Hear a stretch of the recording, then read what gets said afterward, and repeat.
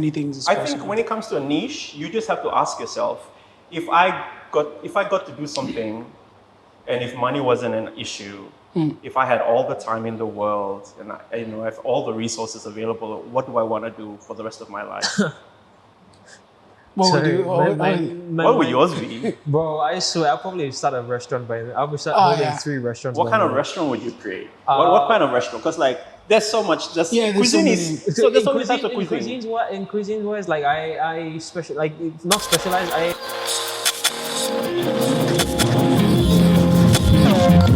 Welcome back to another episode of the Nogat Mahn. We are back again here at Life Gymnasium. Today, I am joined by the familiar faces. Hey, it's Mr. Yellow Beanie, Shawk23. How you guys doing? Yeah, it's your boy Sammy Boys on Instagram. Sammy J Griffin, AKA Florence's husband. Yes. Hi, Florence. Hi Florence, I love you. You're gonna marry me one day. These are my when we get married, these are the groomsmen you'll be seeing at the hotel room. This is basically our selling point. This is where the podcast is making its rounds. Done. We're selling Sammy online. What? You didn't know that? No, what? Whoever Florence is out there, sorry. I'm kidding. Today we're gonna be it's just us, so we thought about talking about something that's relative to our field, and Sammy's here to sort of observe and ask questions wherever he feels like he wants to know more of. Especially since he's starting his own business. Yeah. So in the entrepreneurial aspect of things, well, yeah. So if you don't know me, my name is Matthias. Yeah, who are you? I run a small business as a side hustle for like photography and video stuff. I've worked with a lot of prominent clients over the years. I'm not trying to sell myself, but you are. Well, Own yeah. it. I'm just stating facts. Own it, boy. Own I'm just spitting facts, How you interpret it, that's up to you. Okay. Just kidding. No, but yeah, what I find is like in the industry itself, there's a lot of struggles and challenges that's not really talked about a lot. And today, yes, it's me and Chan. Chan is also a good creative graphic artist in his own world, arguably the best in the country. It's Perfect. it's not a competition, but anyway, he's up there. I'll just say thank you. I don't know how to respond to those kind of compliments. No, but But thank it's you. I work true. hard. So if that is the perception, thank you. Yeah. And Sammy, I'm sorry. I can't. Me and Sammy just naturally joke to each other. This is a terrible idea. Seeing him very professional, I can't take it. I'm sorry. Don't What? fight. Sammy is a chef, yeah, Yeah. and he does his. He just started. I just his started. catering. How's it going for you so far? It's actually going because it's the beginning. It's a bit slow, but then I'm trying. It's building up faster than I like sort of because But his food's really good. because I'm Yes, It's guys. the curry, mate. It's the curry. because one month ago I didn't really think I'll have plenty of customers like I do have now. UPNG, like the UPNG area, the staff members are always asking me for food, asking my dad like when's the next time Sam comes, and it's just like I'm just very blessed to be starting off something where I can show my own skills, be who I am, and all the food be giving food to the people I care of. Yeah, And I mean, it's food, like everything in the world, like things you hold will disappear, but then food will always be there for you. Period.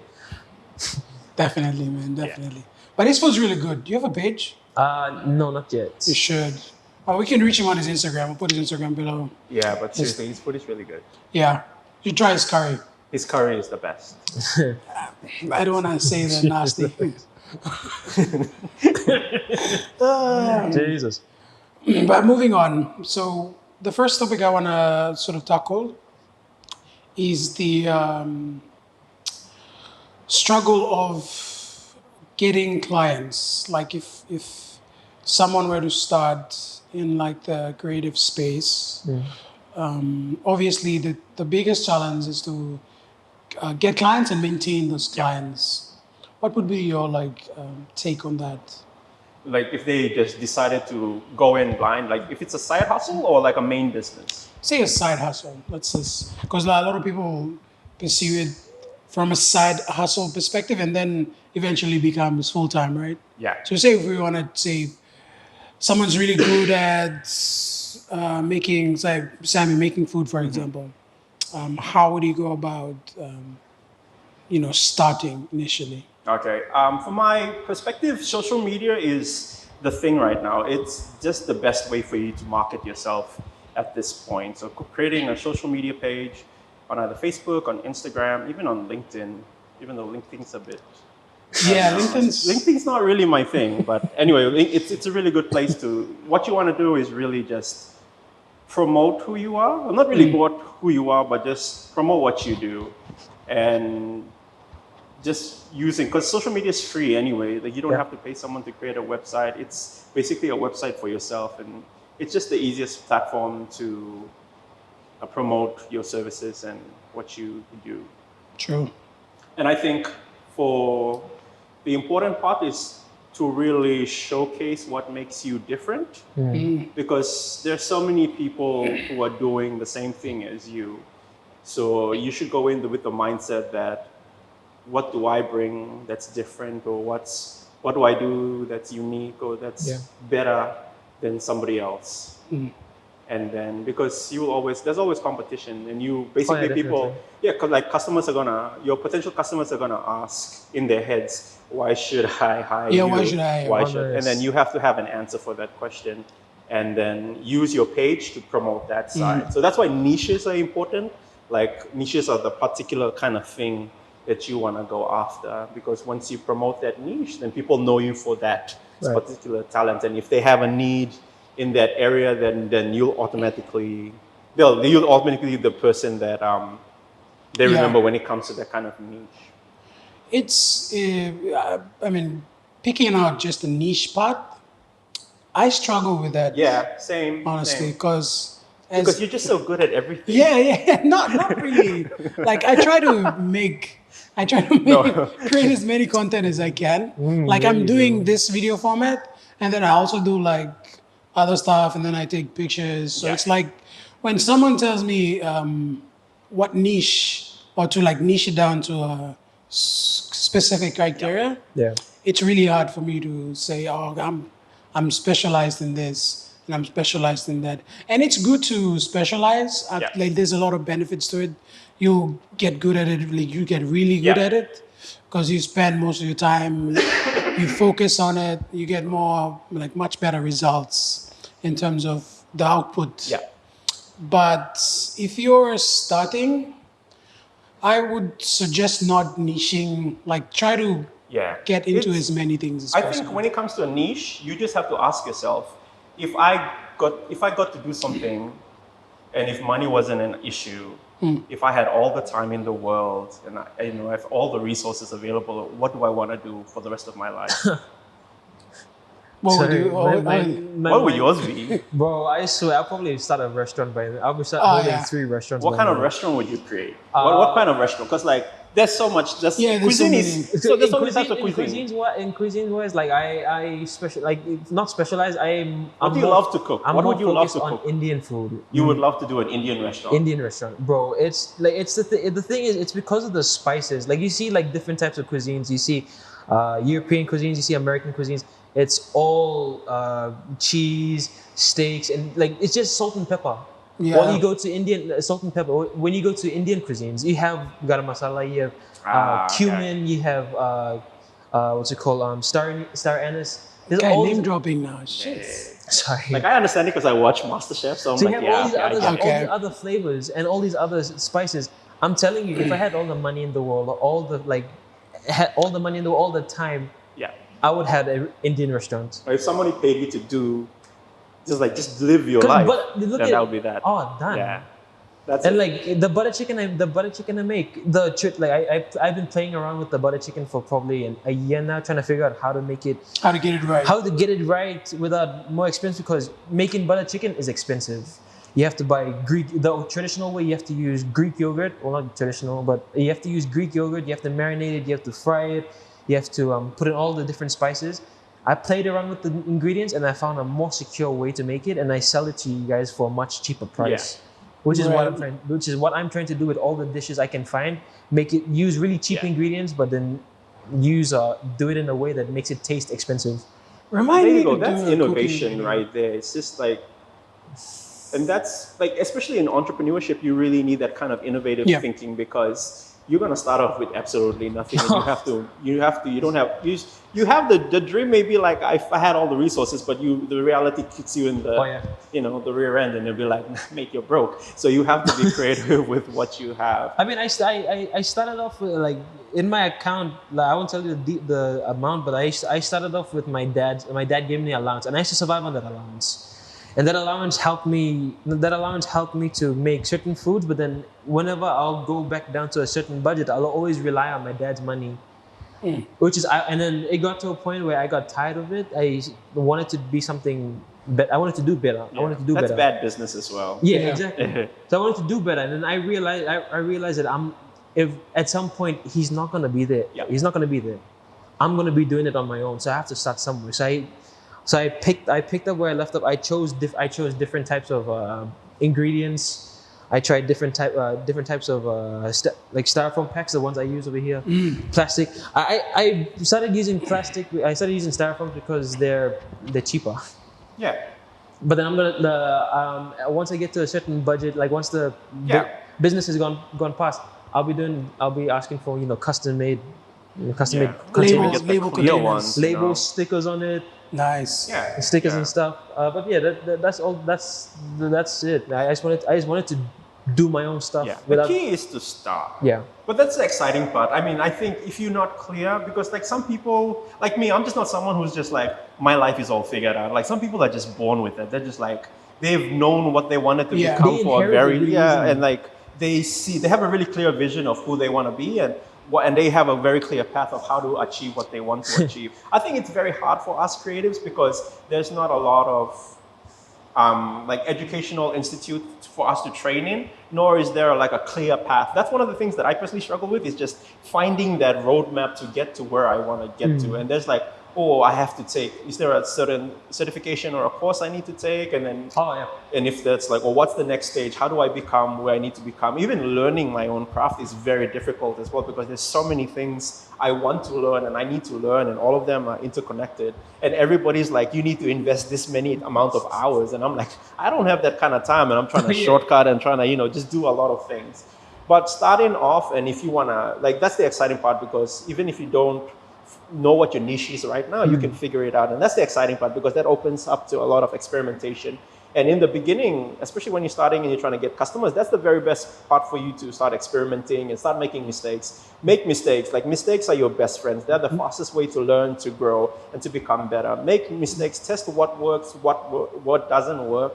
Like, look at your passion, what you're interested in, Oh, yeah. and then just, go with it and see if you can capitalize on that and make as much money. But then, by experimenting and by constantly trying new things, you start to see that you start to go in a particular direction. Yeah. You start to enjoy something. And by doing that and you love it so much, then, there's a really good, I can't remember who says it, but they say, if you love doing something, you shouldn't be doing it for free. Yeah. And then that's it. You can find, when by having that clarity that, oh, this is what I want to do, this is what I enjoy doing, and this is what I want to get paid to do it, then you can start shaping and molding your social media and basically your brand to fit that niche. And it's like, this is who I am, this is what my business does. I only serve this kind of food. I want to do this. And then you only attract those kind of customers, or you only target those kind of customers. The benefit with a niche is that you can own a market space. When you own a market space, there is literally no competition, which means you control pricing. You cannot compete on price. You cannot compete on quality, because you own it. That's why niching is so powerful and so important. You find your clarity, and it's like, this is the only kind of thing that I can do, and I'm the only one who can do it so good. You can charge premium prices. You can control the market. That's how powerful a niche is. So like for the curry I make, I'm not boasting about it. I feel like the curry I make is one of the best I could like best in PNG. So do you think it? That kind of attitude is good, but it's also dangerous. Yeah. Because if you keep thinking that way, there's a danger that you're gonna have an ego that's gonna make you complacent. That's the thing I'm trying to like get that out of my mindset is like the ego part. Like the food I make could be better than someone's, and I could go and rub it into a different person's face that can do way better than me. But I'm trying to It's bring good it, tone it because down. you have confidence in yourself Yeah. that what you're producing is good. That's good when it comes to quality and when it comes to selling yourself. Mm-hmm. Because, like what I really love about Gordon Ramsay, he's a very arrogant person as well, but he has the skills to back it up. And Oh, yeah. every person who has that arrogance, and he encourages arrogance, like when you watch Hell's Kitchen and MasterChef, he encourages, but he gets up and he tells the people, like, you can be arrogant, but you got to have the skills to back it Oh, yeah. up. Yeah. And that's basically what it is. You can be arrogant, but you have to bring the oomph. And an easier way to keep your ego in check is just to let your work speak for itself instead of putting words in other people's mind, and let your customers dictate. Because it's so easy, it's very dangerous because all that good compliments and comment can get to your head. Like we as creatives, we struggle with that as Oh, yeah. well. And we have to like tame ourselves and calm ourselves and be like, because you just don't want to be complacent at all. Because when you become complacent, you start taking shortcuts. Yeah. And your quality goes down. You go lazy. I mean, Yeah, exactly. Shortcuts can really bring your business down. Yeah. That's why having an attitude to learn and to grow and constantly aligning your whole life towards that attitude is important. So that even when you think you reached your peak, there's always something else to learn, and there's always something. It's always good to remind yourself that you can be the best today, but there's always somebody coming up, There's always learning somebody from better. you and trying to be better with you as Yeah. well. So it's just, if you're aware of it, it's good. It's better that you're aware that you are your ego is threatening you than it is to be blindly and just go rubbing it in other people's face. You don't really need to do that if your work speaks for itself. Yeah. Like, speaking of ego, when I came the sidetrack besides the work ethic and everything, like when it came to ego, I had the worst ego in the gym. I used to come to the gym, think like when I saw Chan, first time I saw Chan, I was like, he can't even lift that heavy. I'm sorry. That's my life. I love it. I enjoy it. This is me before. I'm not telling you. I'm not dissing you anything. Okay. I already unfriended you. No, also like because when I came back from Samoa, I was skinny and I had like I felt like because I was skinny, but I could like tackle bigger players than me. I was like, okay, I'm the man. I came to PNG, then like my sister like slapped it across my face. She's like, you're a bitch, no. It's like you're not strong compared to all these other players. I'm like, okay. Started coming to the gym. That's when I started to realize that ego won't get you anywhere. Once you fuel yourself with ego, your ego can either destroy your goal or it can take you down a different path. It's just the easiest way to fail and stay failing. It's the easiest way to fail. Ego is Fail and stay failing. Yeah, because you refuse to learn. Ego lifting. Because basically we've been like the whole theme of our discussion so far have been about accepting responsibility and accepting where you are. And if you won't come to that point until you humble yourself and it's like, okay, I'm in the shits. Like I need to find a way out. And if you deny all of that, that's your ego talking, and then it just keeps you where you are, and you don't grow, you don't progress.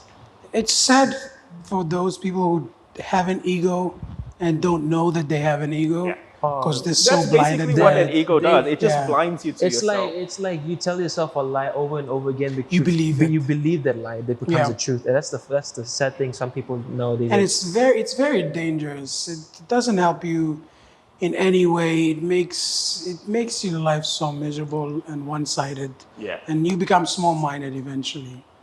And that's a great segue to the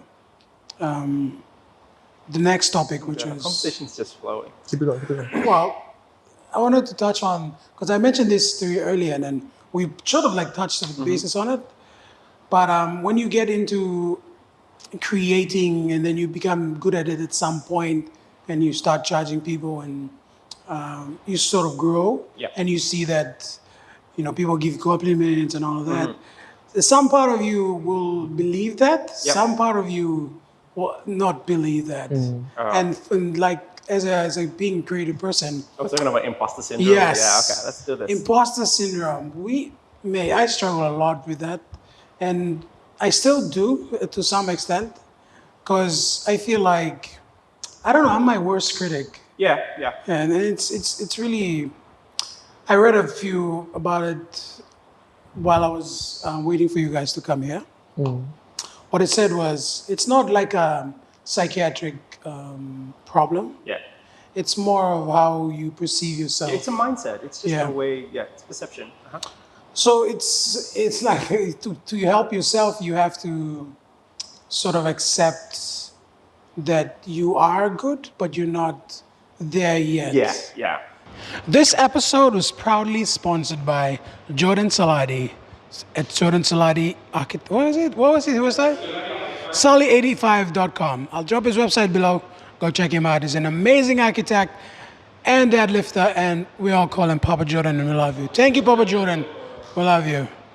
Peace. Progress. Yeah. I think that's a better way to see it, is that you are making progress. So for those of you who don't know what imposter syndrome is, it's a mindset, it's a perception that a lot of creatives, especially creatives, suffer. It's just the feeling that I'm not good enough, or I'm not as good as other people think I am. And you can be, and there's so many creatives there are people who have received so many awards for the work that they've done. They've done so much, but they just still don't believe that they deserve it, and they've earned it, and that really cripples and affects their life. So it's just a way of thinking that even as good as you're getting, you just don't feel like you're as good enough as what people say. So it all comes down to basically how you see yourself. Yeah. And if I can go deeper, it's really based on your childhood and how you grew up. Yeah, go deeper, please. Yeah. So it's basically about how you were raised. Shut up, Sammy. That's why we don't want Sammy on this podcast, yo. I'm sorry. Too much curry for you. Sorry. Yeah, but anyway, basically you just have to. We all have this voice inside of our heads that tells us whether we're good or not. Like it's like our self-esteem, our self-image, and that voice that some people are so confident, that voice tells them, "No, you're the man. You're amazing. You're impossible. You can do no wrong." Or sometimes it's over. Sometimes it's very healthy, and they're like, you got this. You have the goods, the confidence, the drive to achieve. Yes, you have flaws, but you're working on them. And then some people, it's just like really bad. It's like you're shit. Like you're nothing. Like you're not good enough. It doesn't matter how much work you put on. And those kind of voices, you need to. If you're someone who suffers, a lot of that is just from how you see yourself, your perception and your identity. And you need to recognize those voices in your head that tell you. It's basically you talking. It's basically you trying to be aware of how you talk and think about yourself. Self-awareness, basically. Yeah. What was the thing that you said last time in the podcast? Self-affirmation or something? Yeah, self-affirmation. self-affirmation. Oh man, it's one of the after watching that podcast, it's like whenever after I come back from a really bad sales day, like I come back, sit down, and like the sale didn't go well. I'll always tell myself, but you can do better. It's just today. Yeah. Tomorrow could be better. Yeah, because recognizing those thoughts will help you Fight overcome them off, them. But you have to. The thing is that you have to find out where these thoughts have rooted. I remember I listened to my favorite person when it comes to design and creativity. The person that I aspire to be, I consider my mentor, is Chris Do. And he's like a therapist. He talks, because you go watch his videos and you just want to know about how to price or how to charge for a logo and stuff like that. And then he'll be like, you can charge this much. And he just says, casually drops, you can charge $20,000, $30,000 just for a logo. And the lady or the guy will be like, and they're just like us insecure creatives will be like, I'm sorry, I can charge that much. And he's like, yeah. And then he'll just ask them like, who told you you're not worth that much? And then it's a free therapy session. He starts to break down and starts asking, oh, is that your mom's voice telling you you're not good enough? Ooh. Is that your dad's voice? Like that's how it made. This is like, and it's just about creativity. You just want to learn about the business. And that's how I discovered his work and about all this company. You should watch it. It's called The Future. The Future. It's one word, but it's future without an E, or just Christo. Anything by Christo, D-O. Christo. Christo. Okay, I'll check that it guy out. is my mentor. But almost every conversation when he talks with like a young budding creative who they just want to learn how to raise their rates or charge better so that they can make rent, like things, or turn a profit. he'll talk about the business side, and then he goes deeper and he tries to understand their mindset. And he always goes back to, he always asks those kind of questions. It's like, how do you see yourself? How much do you think you're worth? And then, it's amazing how it starts this dialogue and this conversation of, oh, okay, it's a much deeper issue. And then you realize, that's how I've realized that our self-esteem and our self-image and our self-worth, that plays a huge part in success. True. And like I've watched, I like to watch Zig Ziglar as well, and he talks a lot about success and like mindset, how to set goals, but he always comes back down to, if you don't see yourself achieving success or worthy of success or being able to get it, then it's all how you see yourself, how you think about yourself, and how you talk about yourself. Those affect you.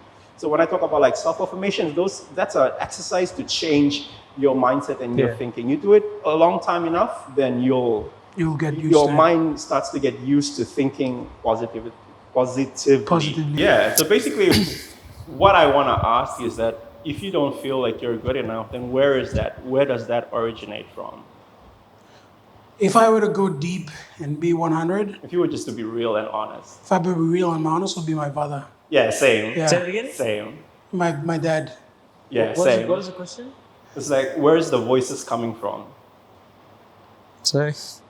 Yeah. Yeah. So basically, So this is me. So for me, my dad loves me. My dad passed away. I lost my dad when I was 16, and I love him so much. And I know that he loves me, and he loved my family so much. He provided for us. Unfortunately, for me and my dad, we didn't have the best of relationships. We're not like best friends and stuff like that. I was his only son, so the thing is that my dad had expectations of me that I just couldn't live up to. So I grew up in an environment where my dad was very critical of me. Right. So he used to criticize everything growing up, like when I was small till we lost him. And I'm trying to choose my words carefully because I don't want to paint a bad picture of my dad because he's not, he's not a bad father. He's not abusive.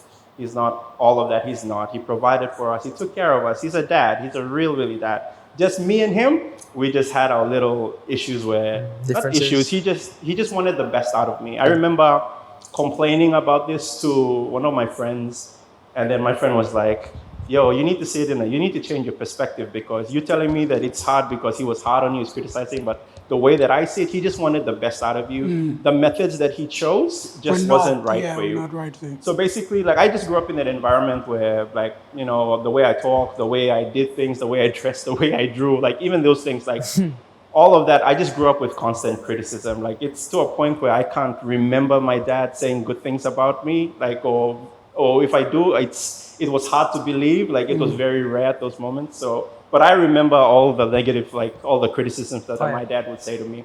I remember like he wanted me to be like an athlete and a sporty person. I'm not that. I'm a geek, a nerd, a very creative person. And we just had different personalities. But the beauty of it now is like I see so many similarities now than when I was growing up, all I saw was differences. When I became a teenager, like I just became rebellious and I just like, I didn't want to have anything to do with my dad. The police have arrived because this is not just kidding. They came to pick me up. It's a stick up. Yeah, anyway, so that was just the environment that I've grown up. So that caused me to become I'm an introvert as well. I'm an introverted person, but I'm also a very social person as well. It's a healthy introversion. We'll talk about introversion at that. Anyway, but I grew up very introverted. I became a very shy person. I used to draw. I've drawn since I was a kid, but I never used to show my drawings to anyone. I'm not one of those kids like, look at what I drew. I draw for myself. Yeah. I had like my sketchbook, and like if you wanted to peek, like I'd hide. It's like a way to keep yourself comfortable. It was like my escape and my safe space. So I like, understand. the only thing, like a lot of things that my dad and I had in common was that we're really both good at school. So academic things, like those are the only things that we could bond on, and our undying love for the Queensland Maroons. He will not claim that today because every time. The thing is, I wore this shirt because it was the only shirt I could have. Whatever. But the thing is, I'm a New South Wales boy. We can trade shirts. Anyway, go back to it. Rated X. But yes, again, if you comment down below who will win the State of Origin this year. Maroons. Blues, time. We're getting it back. We're getting it back. Bro. Latrell. Anyway. Anyway, so in growing up in that environment and having your only male role model be To be against constant- you, yeah. you know, like not me be against you. What do I But say? constantly criticizing. Yeah, exactly. You, yeah. Constantly criticizing it, you get into a shell and you Yeah. start to become scared of really trying to perform or trying to show Express yourself. exactly or try to do things, and you become very fearful. Mm. And Double thinking, anxiety, yeah, because stress. when you're a kid, all you want to do, all you ever need is your parents' approval. Approval, yes. That is it. You just need their love That and is their it. approval. And you know, when you grow older, you learn things about like love languages and all of those things. Yeah. And how you like those are like the non-verbal ways of telling people that you love them. But like you're a kid, you don't know these Yep. things. You just want to play and have fun and let your parents give you hugs and kisses and all of that. I just show you affection. And when you are deprived of that as a kid, it's gonna really affect you. It's when going to you scar grow you up. mentally when you grow Yeah, up. it is. Or if you have, even if you have, or maybe you don't have, you have really good, loving, supportive parents, but then in a school environment where teachers constantly criticize you, like those kind of things, how you growing up in the environment that you're growing, it doesn't necessarily have to be your parents. It's just the environment and the people and the friends, or even your siblings can have an effect on you. And they're the ones who basically, that's where your esteem, your self-esteem, your securities, all of that you start to develop as a person.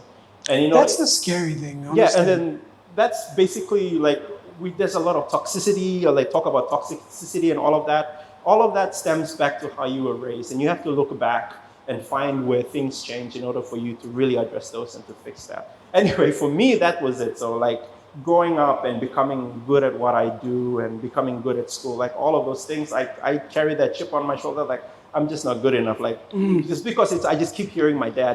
I used to hear my dad's voice in You're the not background. It's those small things your dad says that like that, Yeah. that always Yeah. stuck to you at the back of Because, your like, head. That's that you bring. You know, like he was just someone where like even if you did something good, there was just like something wrong. There's always something wrong. There's he always picks up that something. one Yeah, error, that exactly. small- Era. Yeah, Oh my exactly. gosh. He's just like one of those people who's just like, oh, you draw like. I think your dad was a perfectionist that he yeah, wanted. I mean, I inherited because Yeah. I'm like. It was a- like He's a he's like perfectionist. I can relate to that because it's like my father's also a perfectionist, and his way or the highway. It's like we were raised in a way where everything was set rules, those boundaries. To perfection. We had a timetable, man. Yeah. We had a timetable. Wow. Everyone had time to do a certain activity. If you didn't do it right, belt. If you didn't go to school, belt. Cane. My dad is cane. Bro, anything in arm's reach is what it hits Mate, me. the moment he went like this, You knew. we shivered. We knew that it was coming. And even if we didn't do anything wrong, sometimes he would be just stressful at work. He came home, and I'm not saying I love my dad. He's not abusive, He's but not it's just like- abusive, but sometimes he picks the slightest things. Yeah. And he punishes us for it, mate. Yeah. And he So just to be clear, we don't hate our dad. We don't hate we our dad. I love appreciate. my We're dad. just like I love him. we're just trying to explain why we are the way we are. Yeah.